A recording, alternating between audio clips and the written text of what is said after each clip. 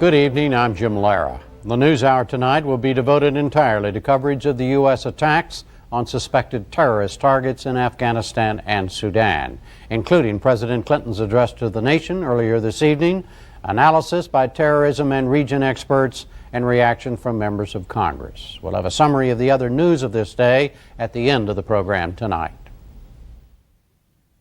Brought to you in part by ADM. Feeding the world is the biggest challenge of the new century, which is why ADM promotes satellite technology to help the American farmer be even more productive.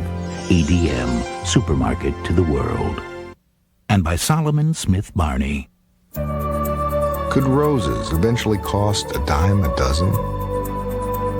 One thing's for sure, opportunities abound. Let's get to work. Solomon Smith Barney. And by the Corporation for Public Broadcasting, and by the annual financial support from viewers like you. The United States launched military strikes today against suspected terrorist bases in Afghanistan and Sudan. The attacks were carried out at 1:30 p.m. Eastern Time. Taking the developments in chronological order, President Clinton made the announcement at Martha's Vineyard, Massachusetts, where he was on vacation. Good afternoon. Today, I ordered our armed forces to strike at terrorist-related facilities in Afghanistan and Sudan because of the threat they present to our national security. I have said many times that terrorism is one of the greatest dangers we face in this new global era. We saw its twisted mentality at work last week in the embassy bombings in Nairobi and Dar es Salaam, which took the lives of innocent Americans and Africans and injured thousands more. Today, we have struck back. The president then flew to Washington to meet with his national security advisors and to make a televised address to the nation. While he was in transit, Secretary of Defense Cohen and the chairman of the Joint Chiefs of Staff, General Henry Shelton, gave further details at the Pentagon. As you've already heard from President Clinton, we have today conducted military strikes at several facilities that have supported international terrorist groups. The United States and the rest of the community of civilized nations have made it clear time and time again that the violence and the bloodshed and the murderous acts of international terrorists will not be tolerated. We recognize that these strikes will not eliminate the problem, but our message is clear. There will be no sanctuary for terrorists and no limit to our resolve to defend American citizens and our interests, our ideals of democracy and law against these cowardly attacks. Those who attack our people will find no safe place, no refuge from the long arm of justice. The chairman is going to give you a brief summation of what targets were attacked. As many of you are aware, our intelligence community has provided us with convincing information based on a variety of intelligence sources that Osama bin Laden's network of terrorists was involved in the planning, the financing, and the execution of the attacks on U.S. embassies in Kenya and Tanzania, attacks that killed over 300 people, including 12 Americans, and wounded thousands more. This is by no means the first time that bin Laden network has been connected to terrorist attacks. Bin Laden himself has admitted to attempting to kill American servicemen on their way to and serving in our humanitarian mission to Somalia in 1992. The facilities we struck today in Afghanistan and Sudan are important parts of the bin Laden network of terrorist groups. At 1:30 p.m. Eastern Daylight Time, simultaneous military strikes were carried out against known terrorist training facilities in remote regions of Afghanistan and an industrial facility in Khartoum, Sudan. The targets selected and the timing of the strikes, 7:30 p.m. in Sudan and 10 p.m. in Afghanistan, were part of our overall effort to minimize collateral damage at the sites. The three facilities in Afghanistan we struck are the Zawahiri al-Badr Base Camp, Training Camp, and Support Complex. A number of terrorist groups are associated with these facilities, including bin Laden's Al-Qaeda, the Armed Islamic Group, and the Egyptian Islamic Jihad. These bases provide refuge for terrorists, house the infrastructure for their funding international travel, and are used to train terrorists in the tactics and weapons of international terrorism. We have also had convincing information that for some time the bin Laden network has been actively seeking to acquire weapons of mass destruction, including chemical weapons, for use against U.S. citizens and our interests around the world. This next photo is for the Shifa Chemical Complex in northeast Khartoum, Sudan. The intelligence community is confident that this facility is involved in the production of chemical weapons agents, including precursor chemicals for deadly V-series of nerve agents like, for example, VX. We also know that bin Laden has extensive ties to the Sudanese government, which controls this chemical facility. And with that, Secretary Cohen and I will take your questions. Mr. Secretary, could you tell us, did this just involve airstrikes or missile strikes, or were troops actually put on the ground, albeit temporarily on any Well, other for the way? time being, we are not going to discuss this in view of the fact that there may be other operations that might be required. We do not want to place any of our forces in any kind of jeopardy or compromise their position. So for the time being, we're going to simply indicate that strikes were carried out, and then we will at a later time discuss that. Is this near, in Khartoum, is that a residential area that's near? What sort of area is that? In Khartoum, the target was located in an industrial complex area. It is, there are surrounding facilities. We did everything we possibly could to minimize the collateral damage associated with that. When did you know that you were going to make these strikes? How soon after the bombings in Kenya and Tanzania did you have sufficient intelligence to know you're going to strike? Second part, and forgive me if you've covered this already, even though you won't say whether these were airstrikes or what kind, did they come out of CENTCOM in the Middle East or come out of CONUS? I'm not going to discuss where they came out of. The planning has been underway for several days. We have been meeting, as I've indicated before, nearly around the clock for the past week, gathering information, satisfying ourselves in terms of who was responsible, which organization was linked to the terrorist bombings. Also, in trying to deal with the threats that were coming in fairly rapidly about more terrorist activities planned against Americans. And so it's been an evolving process. Once we were satisfied, then the plans were worked up by our military. Some Americans are going to say this bears a striking resemblance to Wag the Dog. Two questions. Have you seen the movie? And second, how do you respond to people who think that? The only motivation driving this action today was our absolute obligation to protect the American people from terrorist activities. That is the sole motivation. No other consideration has been involved.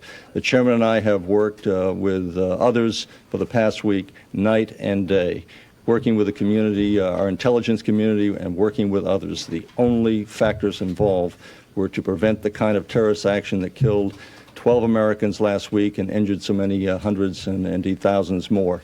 And that is the only factor under consideration. Then at 5:32 p.m. Eastern Time, President Clinton spoke to the nation from the Oval Office. Good afternoon. Today I ordered our armed forces to strike at terrorist-related facilities in Afghanistan and Sudan because of the imminent threat they presented to our national security. I want to speak with you about the objective of this action and why it was necessary. Our target was terror. Our mission was clear: to strike at the network of radical groups affiliated with and funded by Osama bin Laden, perhaps the preeminent organizer and financier of international terrorism in the world today.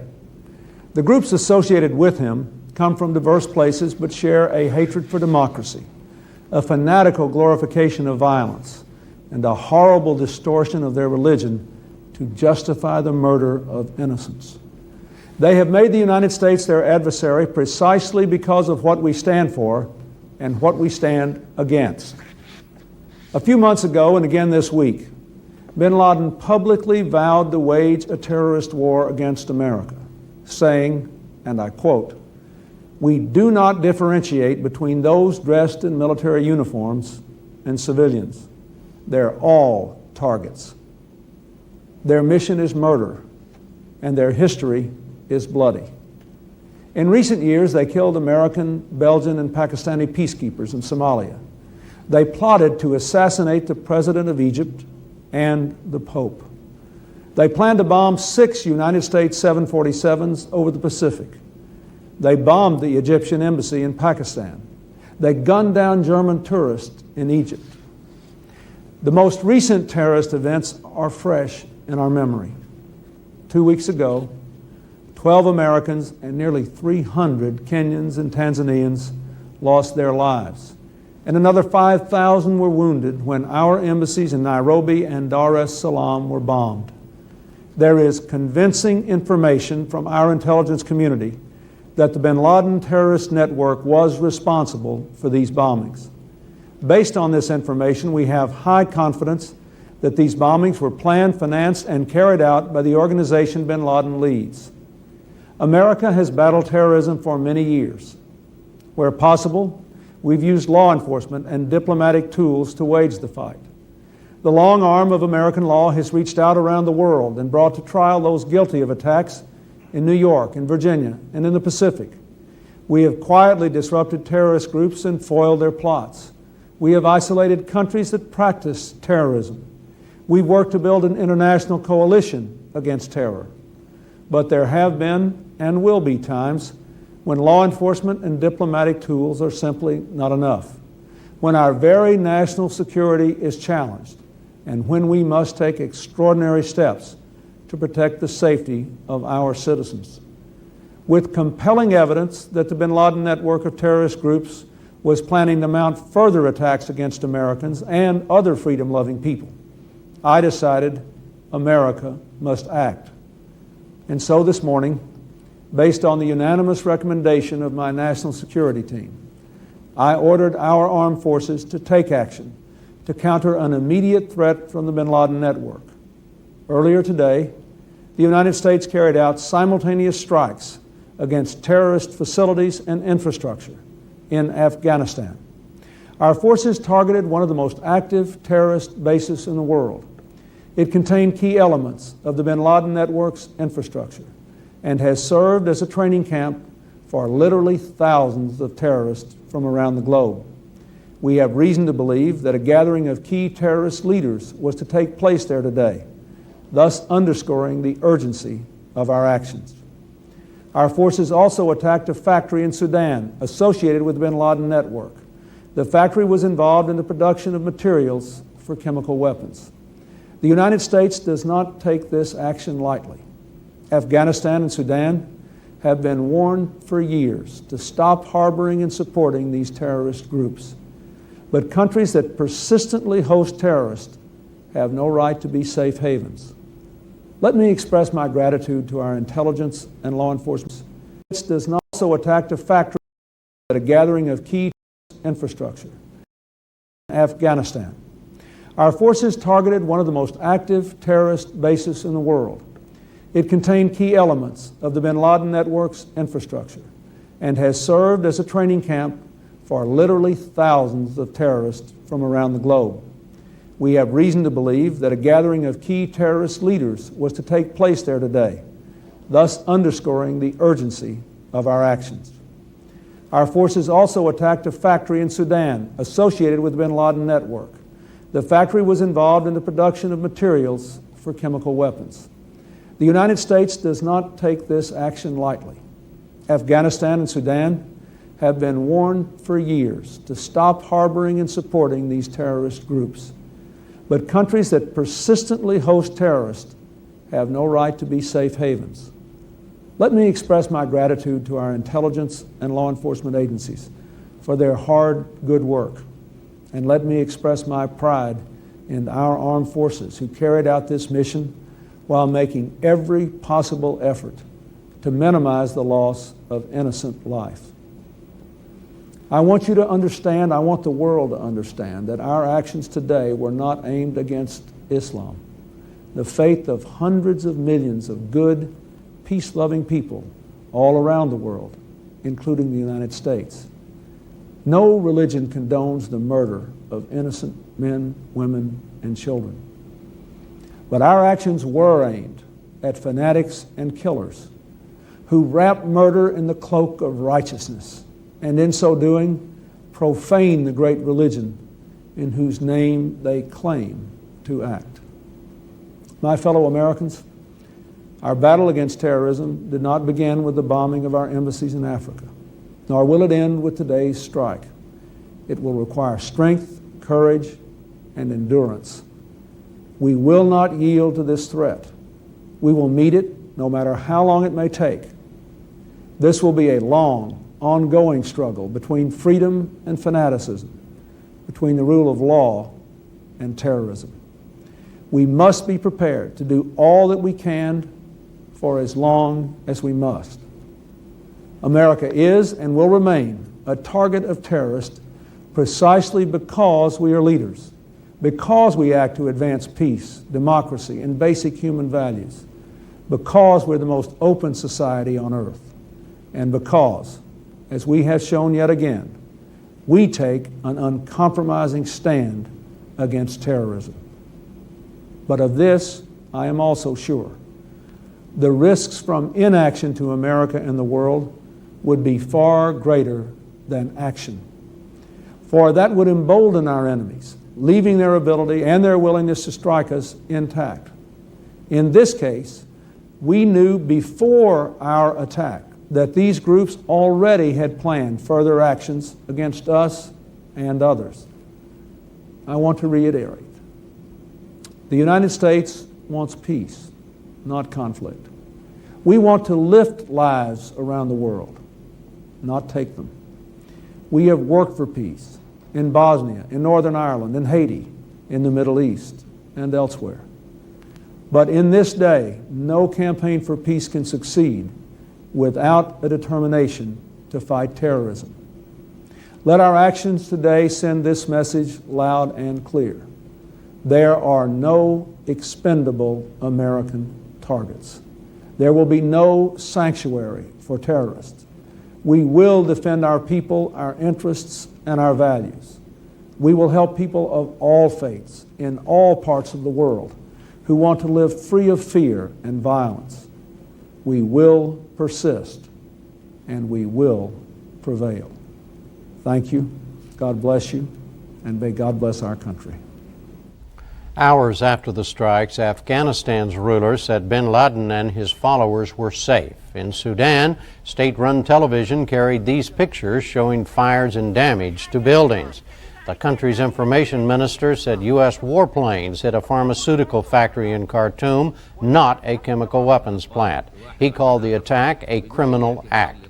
Damage was still being assessed, and there was no word on casualties. Phil Ponce has more on the specific terrorist network that was the target of the American attacks. That network is believed to be headed by Osama bin Laden, an exiled Saudi multimillionaire and Islamic extremist. Bin Laden makes his base in Afghanistan under the protection of the Taliban, the ultra-conservative Islamic militia that controls most of the country. He reportedly operates from a cave equipped with state-of-the-art communication technology. His headquarters is heavily guarded by troops and rugged mountain terrain. It's considered the command center for bin Laden's network. Earlier this year, bin Laden issued a call for a holy war against the United States. U.S. intelligence believes he's already been involved in numerous attacks on American installations, including the 1996 truck bomb in the Khobar barracks in Saudi Arabia. That attack killed 19 U.S. soldiers. Bin Laden has denied being involved in that particular attack. And to Margaret Warner. For more on what led to today's strikes and their likely impact, we get two views. Robin Wright is a correspondent with the Los Angeles Times, and Larry Johnson served in the State Department's Office of Counterterrorism and is now a security consultant. Robin, what gave the United States such high confidence, as the president put it, that Osama bin Laden's terrorist network was behind the embassy bombings? Well, the United States has been tracing bin Laden since February. A lot of red flags went up in the intelligence community when he began forming a new group and issuing new fatwas against American interests. The pace of activities and threats escalated through the spring, and when Afghanistan indicated it was not going to clamp down on him, the United States knew that it had no real recourse. This investigation after the East African bombings really was unusual in that intelligence and forensic evidence, the FBI and the CIA aspects of the investigation, really came together quickly, and it very early on pointed to bin Laden. Then they had someone trapped in Pakistan, a Palestinian who had come in from Nairobi, flown out just before the bomb went off, and pointed the finger at bin Laden. So they had icing on the cake. What would you like to add to that? Bin Laden didn't really surface until 1995, and as far as becoming this financier behind this. And when he was expelled from Sudan in 1996, he had already erected an infrastructure in Sudan, and it was in that period that Sudan went on the list of state sponsors of terrorism. So we weren't just hitting bin Laden, we're going after a Sudanese network that allows it. They've been basically the hotelier, if you will, for terrorists, Club Med of terrorism. And the United States in hitting Sudan is sending a very important message. It's not just Osama. Think of Osama as a white supremacist Christian. He's that version in Islam. He's full of hatred, and he's full of religion, and that's what's driving him. But you're saying these are also should be considered strikes against Afghanistan and Sudan. Yes, because they are harboring these individuals. The real break in going after bin Laden this year, where they're able to link all these different activities together, has come from a defector in Osama's organization. And that individual brought out a treasure trove of intelligence that the intelligence community is exploiting. And that's what makes this individual target number one. It's not just a reactionary. The United States was looking for a convenient fall guy. This is not wag the dog. This is going after a serious threat. This individual alone is responsible for almost every major terrorist attack against the United States in this decade. Go back then to Afghanistan and Sudan, and would you agree that they are absolutely key participants, both the regimes and bin Laden's networks within those countries, in worldwide terrorism? Well, bin Laden is clearly the major security threat to the United States and probably to the Western world. He's been harbored for 5 years by Sudan and by Afghanistan. These are both countries that at the moment are going through wars of their own that have been anarchic to a certain extent in certain regions, make it very difficult to crack down on anyone. Yes, Sudan and Afghanistan are probably at the outer limits of what the United States can deal with. And it's quite clear that in terms of the new Islamic movement of the 1990s, that these were the last holdouts. Virtually every place else, even in Lebanon, you see the Islamic groups participating by ballot rather than bullet. This was the last group in the world that had money, motive, hatred of the United States. And so on a number of different fronts, bin Laden fit the bill of the threat in the 1990s. And why do these two particular countries harbor him? Well, they're both militant Islamic governments. Well, they also harbor because they are not effective central governments. The situations are very chaotic. His money still buys influence, even in places like Afghanistan and Sudan.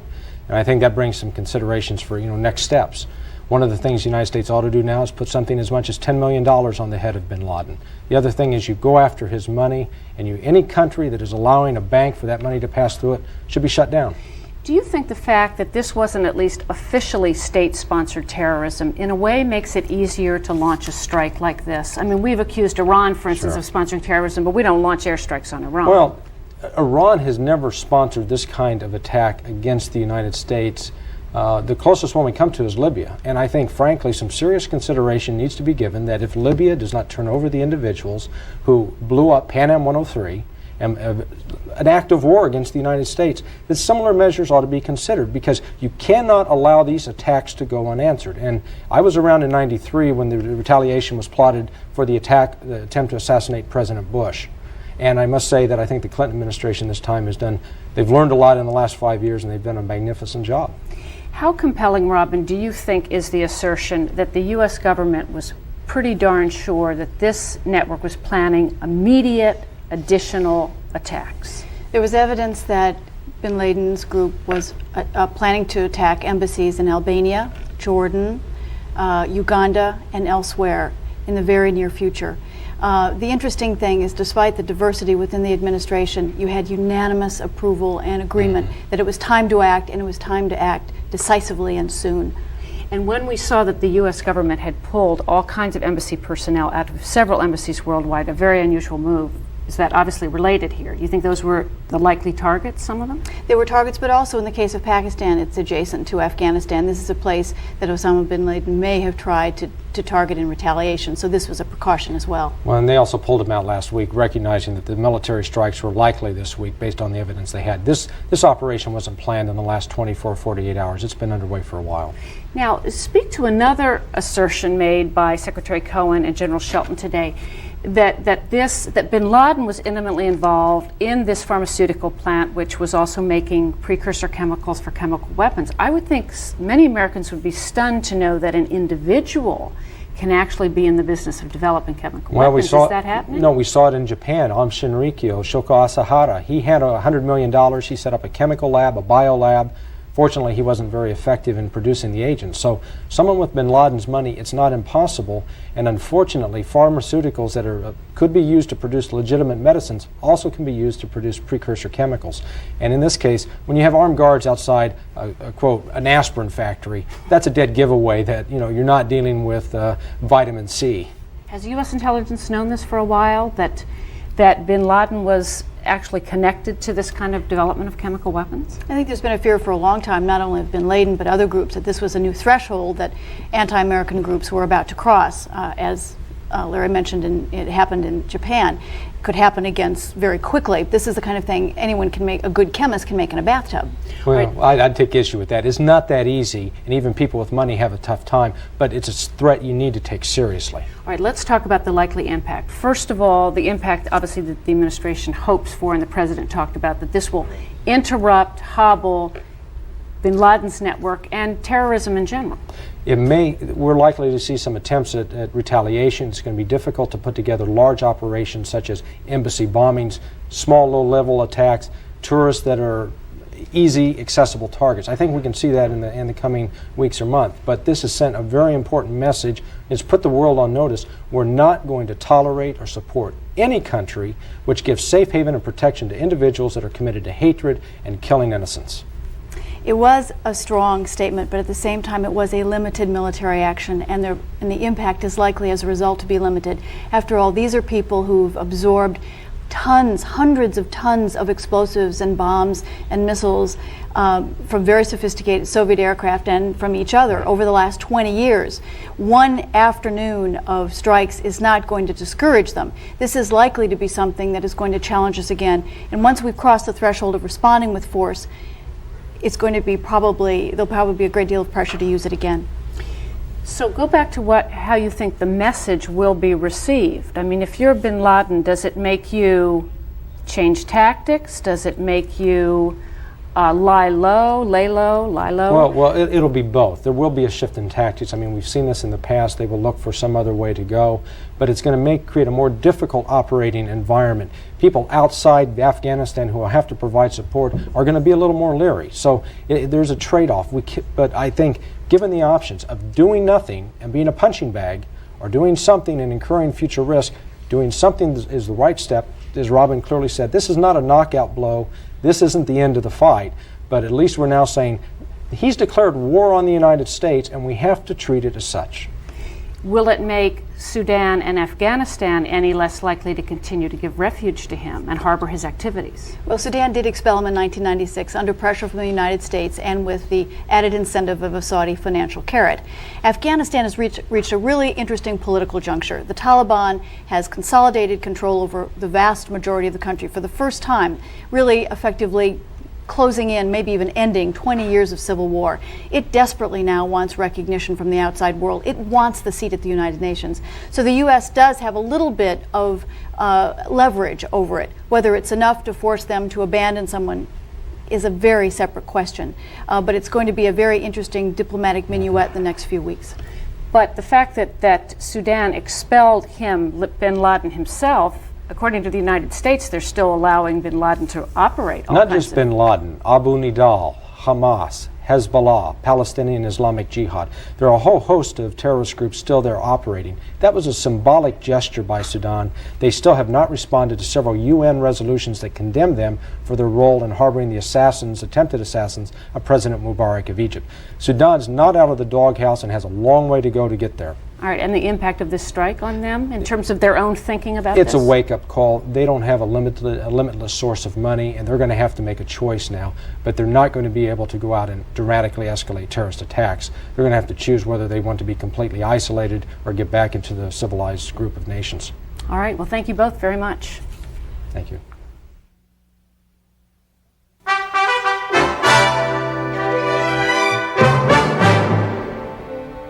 And we will continue our coverage of the U.S. attacks. But first, this is Pledge Week on public television. We're taking a short break now so your public television station can ask for your support. That support helps keep programs like ours on the air.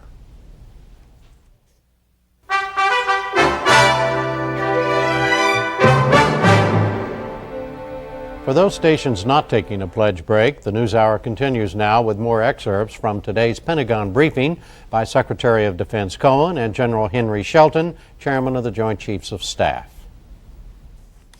Today's military strikes against those terrorist camps and facilities are part of a continuing effort to defend U.S. citizens and interests abroad against the very real threat posed by international terrorists. In the wake of the tragic and treacherous attacks on our embassies in East Africa, and in light of the continuing patterns of specific threats against U.S. citizens and facilities, we've taken these actions to reduce the ability of these terrorist organizations to train and equip their misguided followers, or to acquire weapons of mass destruction for their use in campaigns of terror. Good afternoon. First, let me underscore what Secretary Cohen has said. This is not simply a response to some specific act, but a concerted effort to defend U.S. citizens and our interests around the globe against a very real and a very deadly terrorist threat. This has been an exercise of self-defense against an imminent and continuing terrorist threat. There can be no safe haven for terrorists. The international community must not tolerate such acts, nor accept those nations who would aid or harbor terrorists. We owe it to our citizens and to the citizens of all law-abiding nations to do all that we can to prevent terrorist actions and to bring those responsible for spreading hate and death to justice. Mr. Secretary, what are the whereabouts of Osama bin Laden right now? Do you believe that you killed him in these strikes? I have no idea where he is at this time. And we were designed this operation to attack his infrastructure, and that's precisely what we have done. Do you know whether he was in any of these facilities when the strikes occurred? We do not know. What were some of the That barometers? was not our design. Our design was to take down this structure, which is responsible for training hundreds, if not thousands, of terrorists. What were some of the barometers of success here on the plant and also on the camps? Total destruction, part? Can you give us a sense? Our plan was to attack these sites with sufficient power to certainly disrupt them and hopefully destroy them. Some of these are solid structures, others are less so. But we believe that given the targeting that was done with the capability that was unleashed, it would cause sufficient damage to disrupt them for some time. Sir, were there any U.S. casualties in these raids? Not to our knowledge, no. When did you get the first sense to plan this to execution? We're talking 9 or 10 hours or two days? We began, as you know, it was just a week ago today that all of us, certainly the chairman and myself, were out at Andrews Air Force Base welcoming home the bodies of 10 Americans who died in the bombings. We indicated at that time with our words, and now we're indicating with our deeds, that American citizens were not going to be allowed to be attacked with impunity. From that moment forward, certainly, we intensified the information gathering to try and track down those responsible for this terrorist action. It's been a combination of sources of information from a variety of places that led us to the conclusion that Osama bin Laden's terror network was associated and responsible for this bombing. Our effort was to try to target those facilities and infrastructure that allow him to continue to train terrorists to carry out terrorist operations. Are you at all concerned, Mr. Secretary, that these strikes may, in fact, provoke retaliation somewhere? In fact, may encourage more aggressive terrorist actions? There has been a long history of terrorist actions directed against innocent American people. We believe that a number of other terrorist activities and plans were underway. We have an absolute obligation, indeed a duty, and we'd be derelict in that duty if we did not take action to interrupt those plans and to try to insulate American people and our friends from these activities.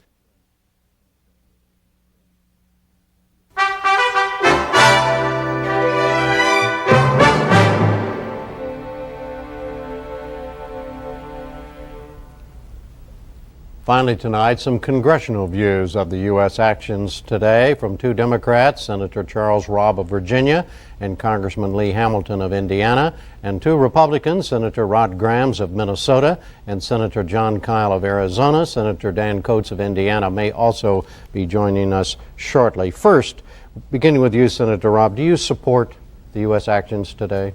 Absolutely. I think it was the right thing to do. I think the timing was right. And I think it sends a very important message to the rest of the world that we have a counter-terrorist capability that has global reach, and that we are not going to sit idly by while our interest, or particularly our citizens, are attacked by terrorists, that there is a price to pay. And in this particular case, when we had hard intelligence, not only about past activities, but about what was going on today and what was about to happen, that those who might put our interest at risk ought to consider the consequences. Senator Kyle, the right thing to do? Yes, I support the President's action both because of the connection of Osama bin Laden to past terrorist activities as well as the threats that he has made against Americans around the world in the future. Congressman Hamilton, your view? I support it. America is the target. Americans are the target. It's a deadly form of terrorism. The evidence here is strong and compelling of the linkage between Osama bin Laden and these actions that took place in East Africa. The United States now is moving to a new phase in its effort against terrorism, and that means in part military action of a preemptive kind to go after the source of terrorism. Senator Grams, how do you feel about it? Well, I agree as well, and I think we needed to send a very strong and a very clear message to terrorists around the world that Americans will not stand for this type of terrorist activity or terrorist threats, either the ones on the embassies in Africa recently or any planned threats in the future. So I very strongly support this, and I think these raids were carried out, and I hope very successfully. And do you believe that they will be effective? In other words, that they will result in a reduction of terrorism or possible terrorism by these groups? Well, I think we can look at what happened when such a retaliatory attack was done on Gaddafi in Libya.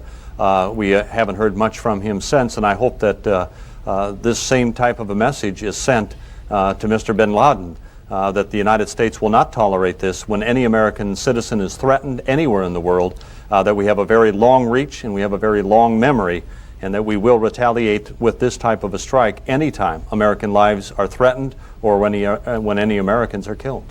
Senator ROBB, some people have suggested that just the opposite might happen, that this might trigger even worse terrorist attacks against the United States because they would be so angry about these attacks today. How do you read that? Well, there's no question that we're going to have to be especially watchful and take extra precautions, and we're doing that. Additional security measures have been instituted. Some upgrading of security is taking place as we speak. But some of these things are going to happen anyhow, and the question is whether or not we do something preemptive that, number one, and it's designed, I don't know how much has come out yet, but certainly after all of the intelligence is shared, and I think more of it will be with respect to the kind of target that we were going after, particularly in Afghanistan, in the camps, we're going to put an end to at least the ability of some of those who would conduct these terrorist activities to conduct that terrorism. And I think that we send a message not only to Osama bin Laden, but to other terrorists, that they don't have automatic sanctuary just because they're outside of the reach of our normal legal or judicial process. Congressman Hamilton, the senator's right there, is he not? I mean, there's more than bin Laden's people in that, particularly in that Afghanistan terrorist complex, correct? Yes. I think one of the reasons we struck today, as the president indicated, was that there was a meeting of terrorists in Afghanistan. We knew they were meeting, we knew where they were meeting, and we thought this was an opportune time. Osama bin Laden. Excuse me, may I, to interrupt? Was the motive to try to do away with these people at the meeting? Was this an attempt to kill the people at the meeting? I think it was an attempt to go basically after the infrastructure, but we knew there were high-ranking terrorists there, and we went after them and the infrastructure there. I don't think we went after personalities, but the fact that you had a meeting of importance taking place there made it a target of great interest to us. Senator Kyle, the Pentagon and other U.S. officials have declined to go into any details about this attack. They won't even say whether they were conducted by bombers or whether they were conducted by cruise missiles from U.S. ships. How do you feel about that? I think it's appropriate that discussions of the operations await the conclusion of the strikes and the operations, because there could be additional actions necessary to be taken. And you wouldn't want to jeopardize either the operation or the people involved in conducting those operations. So the Secretary is correct in not discussing the specifics of the operation at this time. Based upon actions we've taken in the past, including the retaliation for the threat on, well, the attempt on the life of President George Bush, one can assume that cruise missiles were used, and I think there's a fairly good understanding of the kind of weapons that we had available to us in the region and the kind that would be necessary to strike in this particular kind of case. But in terms of the other details of the operation, I think the Secretary and the Chairman of the Joint Chiefs are absolutely correct in withholding that information until they can assess the damage and until it's appropriate to release information about the conclusion of the operations. But as a practical matter, Senator, most cruise missiles are launched by ships, are they not, rather than by bombers? That's correct. They can be launched either way, by surface vessel or by submarine. In the past, I think you're correct, most of them have been launched by surface ship. And Senator Robb, that's most likely what happened in this case, is it not? Again, I'm going to accept the guidelines that the Pentagon has put out at this point. There'll be, I suspect, a rather significant after-action report.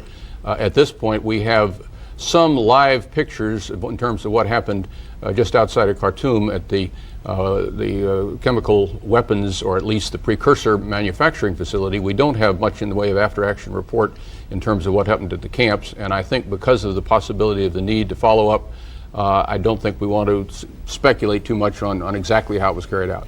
Now, Senator Grams, one of your colleagues, Senator Coates, who may join us here in a few moments, a Republican from Indiana, suggested today at a news conference and in a couple of other interviews that he questioned the timing of this, that the possibility that the president was trying to distract from his own problems, and that's the reason he ordered these strikes today. Do you have a view on that?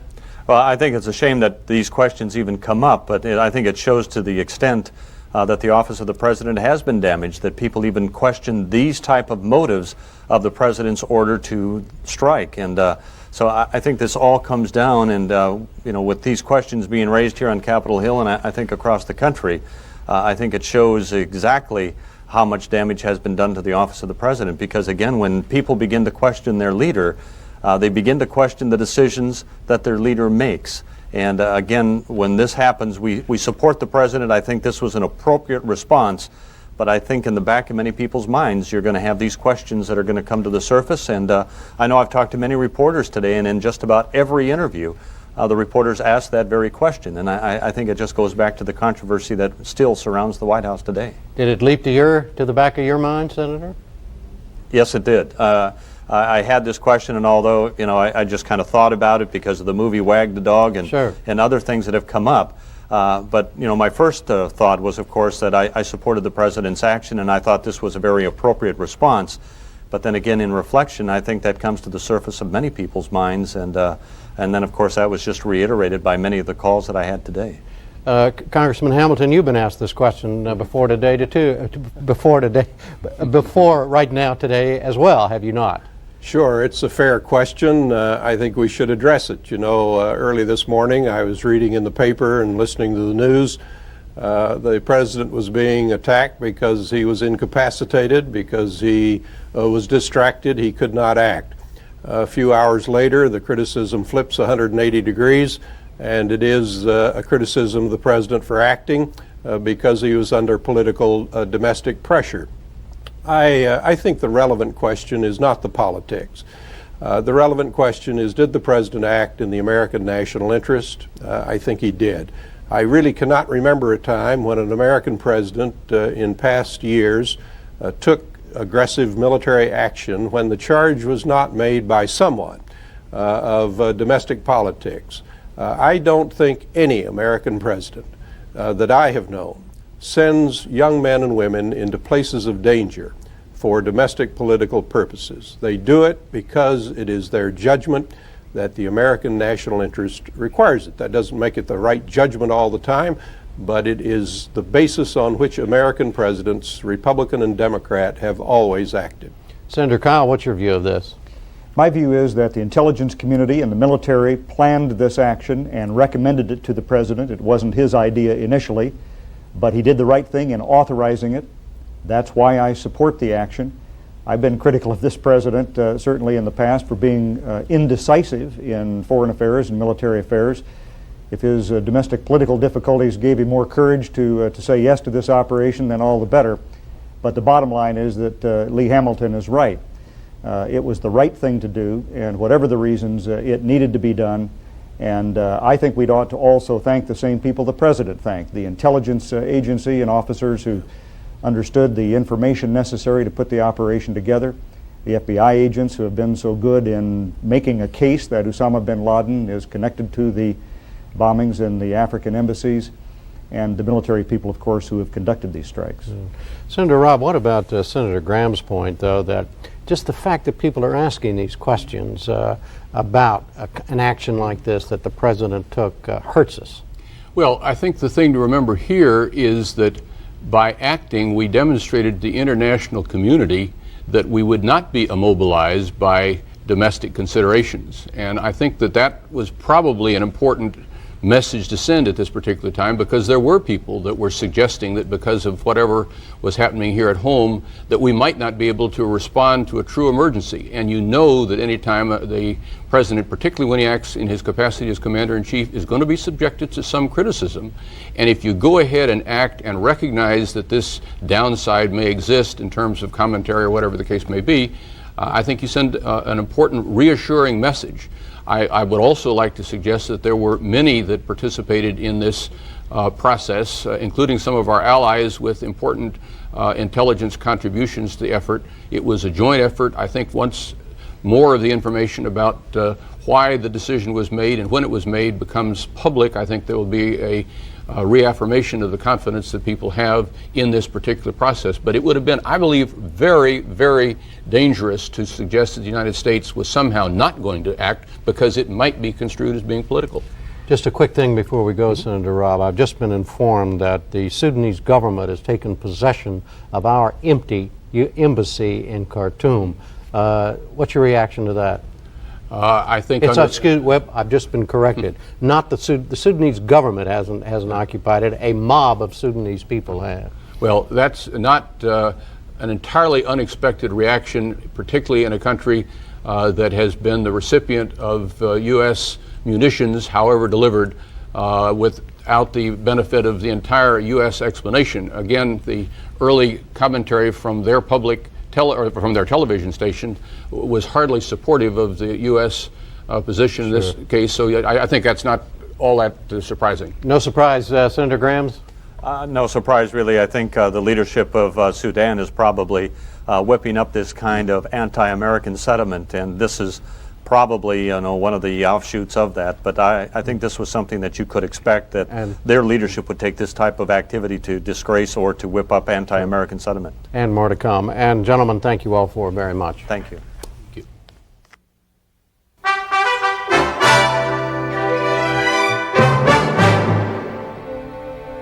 In other news this Thursday, Monica Lewinsky was back before the grand jury investigating her relationship with President Clinton. The former White House intern testified for nearly 5 hours. Afterward, her spokeswoman had this brief statement. Ms. Lewinsky appeared before the grand jury today for her second time. It is our expectation that her testimony today will conclude her grand jury appearance. She will, of course, as necessary, will continue to work with the Office of Independent Counsel as needed. Ms. Lewinsky is really looking forward to beginning the process of rebuilding her life. Thank you. In another development today, there were confirmed reports independent counsel Kenneth Starr obtained a sample of the president's DNA to compare it with evidence handed over by Lewinsky. Attorney General Reno said today she remains confident in President Clinton's ability to lead the nation. She also said she's ready to brief Congress on the Justice Department's investigation of fundraising by the Clinton-Gore re-election campaign, but she said she's not prepared to announce whether she'll ask for an independent counsel to step in. A House committee cited her for contempt of Congress after she refused to hand over memos in which her deputies advised her to do so. She said this to reporters. If I get threatened and then do something that and people say, oh, she backed down, she got scared. If it's the right decision, I do it. And if people want to call me names, call me chicken, call me wimpy, they can do that. But I'm trying to make the best decision I can, and I'm going to continue to try to do that. And one thing for sure, I get fussed at one way and I get cussed at another way, and I'm never going to be Miss Popularity in this business. The brother of convicted Unabomber Theodore Kaczynski will collect a $1 million reward. A Justice Department spokesman announced the decision today to award the money to David Kaczynski. He gave authorities information about his older brother after recognizing the writing style in the Unabomber manifesto published in 1995. David Kaczynski has said he will use the money to help those injured by his brother's bombs. Theodore Kaczynski received 4 life sentences in May. His bombs killed 3 people, injured 29. At the United Nations today, the Security Council decided Iraq has not met conditions for lifting economic sanctions. The decision followed a 60-day review of Iraq's refusal to cooperate with UN arms inspections. Iraq has said the sanctions must end before further cooperation can be expected. Quebec cannot secede from Canada without federal government consent. That was the unanimous ruling today of Canada's 9-member Supreme Court. It ruled Quebec must negotiate with the Canadian government and other provinces according to the country's constitution. Some residents in the mostly French-speaking province had claimed they had the right to decide that for themselves. And we'll see you online and again here tomorrow evening with more on the anti-terrorist strikes, plus Shields and Gigot, among others. I'm Jim Lehrer. Thank you and good night.